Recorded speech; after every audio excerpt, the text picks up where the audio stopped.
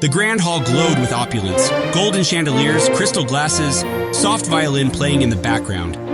Celebrities and South River's wealthiest elites were already mingling, draped in designer suits and gowns. Joe, Susan, Lucy, Jake, and Rose stand near the champagne fountain, chatting and posing for photos. I told you, this would be the event of the year. Just wait till the bidding starts. That necklace is as good as yours. And I've got my eye on that diamond hairpin. Let's see who dares to outbid me. Meanwhile, outside, Ben, Carl, and Emma walk toward the front door of the hotel, holding elegant invitation cards sealed with a golden A. Are we sure this isn't a prank? This place looks like a royal palace. Our names are printed on the cards. And look, the staff is literally bowing. Right this way, VIP guests. Welcome to the Ambrose Gala. The trio walks in, the doors part, revealing the breathtaking interior. Who let them in? They're from our college, right? What's going on? Lucy and Rose freeze mid-conversation, glaring in disbelief. How? How did they get in here? Probably snuck in. That Carl guy always looks lost. And yet none of them knew. The true host of the night was already watching them all from behind a mask.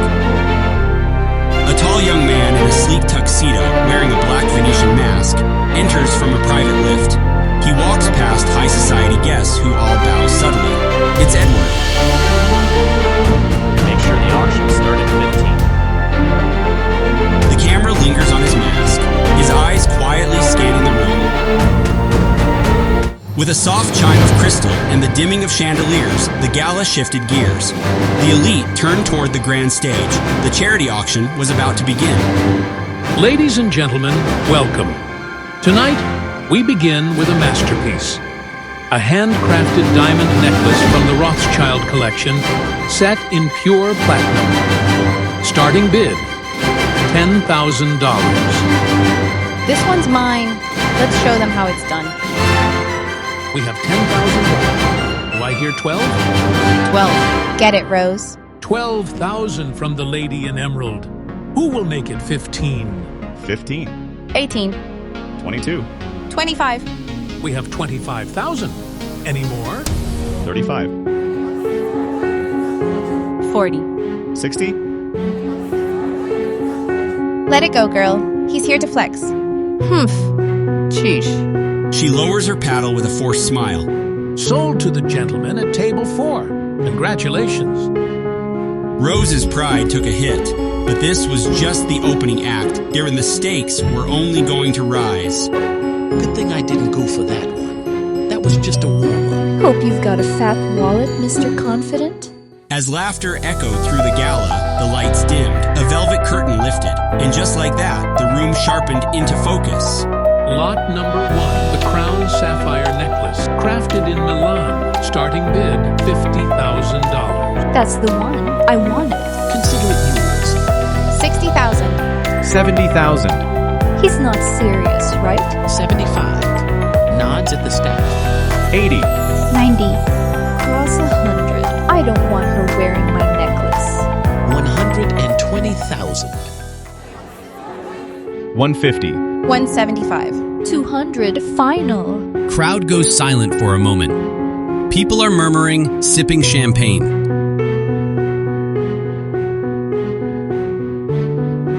$200,000. Going once. Suddenly, the auctioneer raises his earpiece and pauses.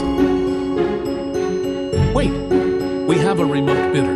New offer, $500,000. A collective gasp surges through the audience. Heads twist toward the shadowed upper balcony, where a masked man, Edward, sits still and silent, like a ghost in velvet. Who the hell is that? He wasn't even bidding earlier. 200 final. Sold. $500,000 to our mystery bidder. If anyone thought the masked man's stunt was a one-off flex, they were wrong. Very wrong. The sapphire necklace was just the beginning. As the queen's crown hit the stage, he bought it. When a Damascus dagger sparked a bidding war, he crushed it with one number. when the royal bracelet dazzled under the lights, he ended it before it began. 4 wins, 4 statements, no words, just money. Ruthless, quiet, terrifying money.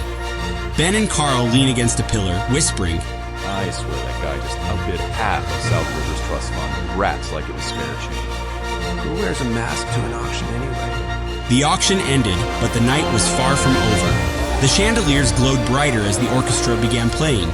The crowd shifted from bidding wars to gossips, yet every whisper circled back to one name, the masked man. Several girls, dressed in their finest gowns, gathered around Edward. Their eyes shone with excitement, their voices dripping with charm. Masked gentlemen, would you honor me with this dance? Surely a man of such taste wouldn't refuse a partner tonight. While others gossiped and burned with envy, Lucy's heart raced faster. The masked man had outbid kings, outshone nobles, and now captured her attention entirely. That necklace. He bought it like it was nothing. Who is he? No one's ever ignored me like that before. I have to know. She steps forward, cutting past Rose and Susan, who also move toward Edward with confidence. He'll never dance with her. A man like that doesn't waste time on little nobodies. Watch Lucy embarrass herself. Lucy ignores them, reaches Edward, and extends her hand. May I have this dance? Edward pauses. The hall goes silent, eyes watching. Then, he gives a small nod and takes her hand. Gasps ripple through the crowd. In that instant, the envy in the hall doubled. For while he had turned away every other hand, the masked man had chosen Lucy. The orchestra swelled as Edward led her onto the floor, but the silence between them was heavier than the music. As they begin dance, Lucy tries to draw him out. You're different from anyone I've met. Mysterious, untouchable. Who are you really? Edward's eyes, sharp, met hers. Yet midway through the song, Edward suddenly stopped. Without a word, Edward released her, turned, and walked away, leaving the orchestra stunned and the dance floor frozen in silence. It wasn't rejection. It was power, a statement, the kind only a man above all could make. The crowd hurried after him, whispers exploding. Outside the golden doors, a roar of pure luxury broke the night. Edward stepped into his Bugatti La Voiture Noire, the one-of-a-kind black masterpiece worth over $18 million. Its engine growled like thunder, drawing every eye in the gala. Gasps filled the air as the car glided away under the city lights. That car, there's only one in the world. Who is he? The masked man had left her mid-dance, and yet, instead of fury, her heart longed more. Edward's mystery was now an obsession she could not let go of. Back inside, the gala continued, but the magic was gone. A tall businessman, gleaming with arrogance, approached Rose. Care for a dance, Miss Rose? You'd look exquisite in my arms. Rose forced a polite smile and shook her head. No, thank you. But he didn't stop. Moments later, he stepped forward again, brushing too close. Don't be shy. One dance won't hurt. Rose's expression hardened. I said no. The man smirked, ignoring her refusal, and reached again. Rose slapped him across the face, loud, sharp, echoing across the ballroom. Gasps filled the hall. The businessman staggered back, holding his cheek, his eyes burning with fury. The night had ended, but outside the gala, a storm was only just beginning.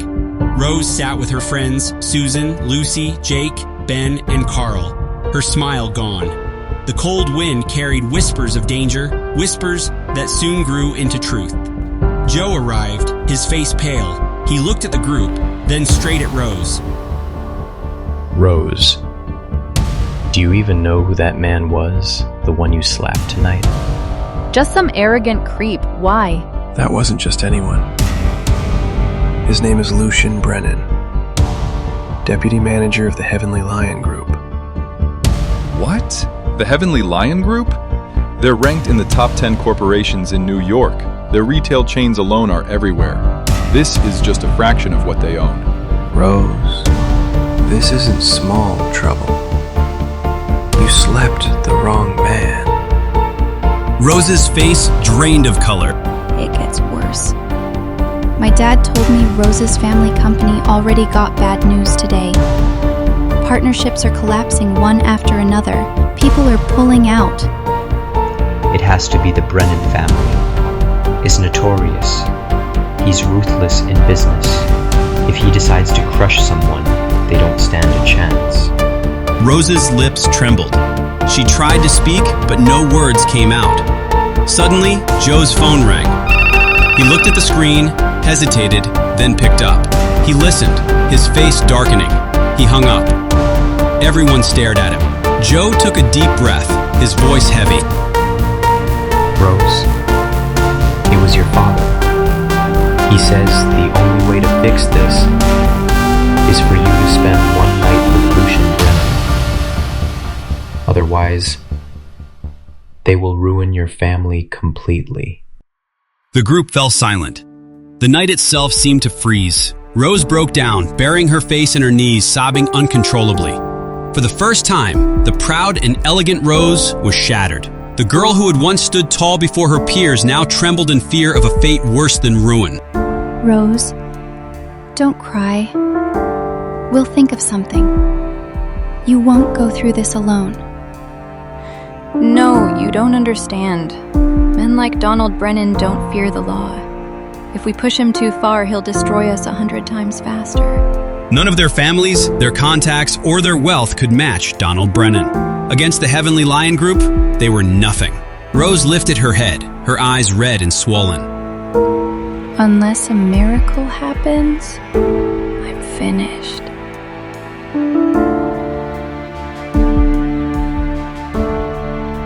The night of glamour had ended, but in Rose's dorm, shadows of shame and regret lingered.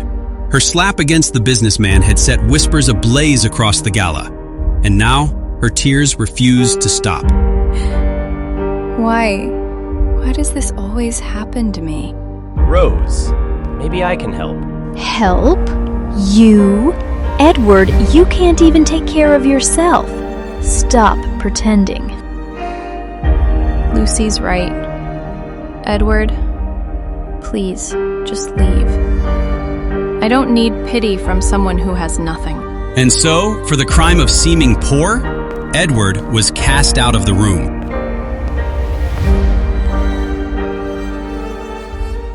The city was still shaken by the masked man's midnight display. A single Bugatti, a single gesture, and suddenly, all eyes turned toward Preston University. Students whisper in groups. Rose, Susan, Lucy, Jake, Joe, and others gather, still shaken by the previous night. The night's chaos had left scars, whispers of shame, regret, and confusion. But by morning, something far stranger awaited. Rose sits quietly, pale and worried. Susan and Joe keep glancing at her, unsure how to comfort her. Suddenly, a convoy of black luxury cars pulls up in front of Preston University. The roar of engines silences the courtyard. Security in black suits step out first, lining the path like bodyguards from a high-profile event. Then the car door opens. Donald Brennan, the powerful business tycoon himself, steps out in a tailored suit. His arrival sends shockwaves across the campus. Wait, isn't that Donald Brennan? The man who runs half of South River City's businesses? What's he doing here at Preston? Donald walks straight inside, his steps heavy with authority. All eyes follow as he enters the hall where Rose and her friends sit.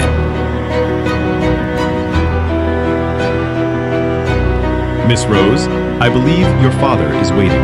Don't make me repeat myself. Rose's face pales. She glances helplessly at Susan and Joe. Lucy, arms folded, smirks bitterly, whispering to Jake. She starts to cry.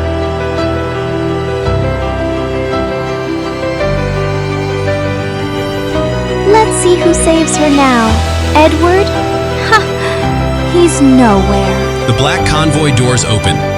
Rose is gently but firmly pushed forward by two bodyguards. The tension rises. Students whip out their phones, recording the scene. Suddenly, the sound of a beastly engine cuts through the courtyard. Heads snap toward the campus gate. A sleek black Bugatti La Voiture Noire glides in, sunlight gleaming off its one-of-a-kind body. The same car from the viral news headline. No way. That's the Bugatti. The mysterious owner. He's here, at Preston. The Bugatti doesn't stop at the lot. Instead, it rolls right into the courtyard, halting between Donald's convoy and Rose. The bodyguards freeze. The crowd holds its breath. Out steps Edward. Not in a suit, not in designer shoes. Just Edward. Calm, collected, the same student everyone mocked the night before.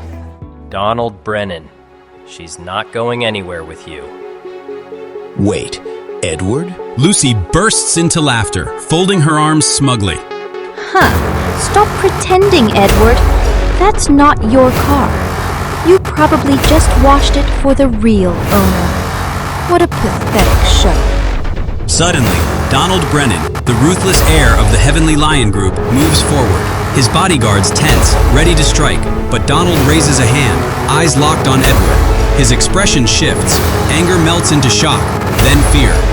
Before anyone can react, Donald bows deeply before Edward. Forgive me, young Master Edward. I didn't recognize you before. I was blind. Gasps ripple through the courtyard. Phones tremble in students' hands. Lucy's smirk freezes, her face draining of color. Rose's lips part in shock, her tears forgotten. Young Master Edward? Wait, Ambrose? He's from the Ambrose family. Miss Rose, forgive my arrogance last night. I humbly apologize for everything. It will never happen again. Please, spare me this humiliation, young master. I'll take my leave. He signals his bodyguards. The Brennan convoy pulls out quickly. Donald hiding his face, humiliated in front of the entire university. And so, in a single moment, the mask fell away. Edward, mocked as poor, insulted as worthless, was revealed as the heir of the Ambrose family. Edward Ambrose? In a single moment, the boy dismissed as poor stood revealed, not by wealth spoken, nor titles claimed, but by the shadow of a car that only one man in the world could own. Wait, Edward, all this time, it was you? Edward, I didn't mean the things I said. I was blind before, but now I see. Please, let's start over. Lucy's face drains of color. Students exchange whispers, some snickering at her humiliation. She turns away, her pride shattered. Edward, I wronged you too. I judged you unfairly. I should have trusted you, and I'm sorry. Rose, I forgive you. This explains it. The gala, the masked man, the Bugatti. It was Edward all along. Still but respectful. We underestimated him. But he never once disrespected us. I don't hold grudges, but I don't forget who showed their true faces. Emma, we had a promise. Lunch, remember? Shall we? The truth was out. Edward, the poor student they thought they knew, was heir to the Ambrose family empire. Some felt shame, others envy, but one thing was certain, nothing would ever be the same again. Edward walks with Emma toward the Bugatti.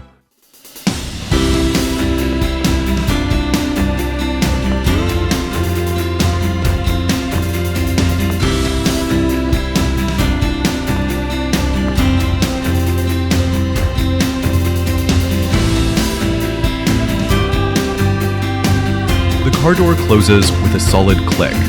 The engine roars to life, leaving behind whispers, regrets, and wide eyes.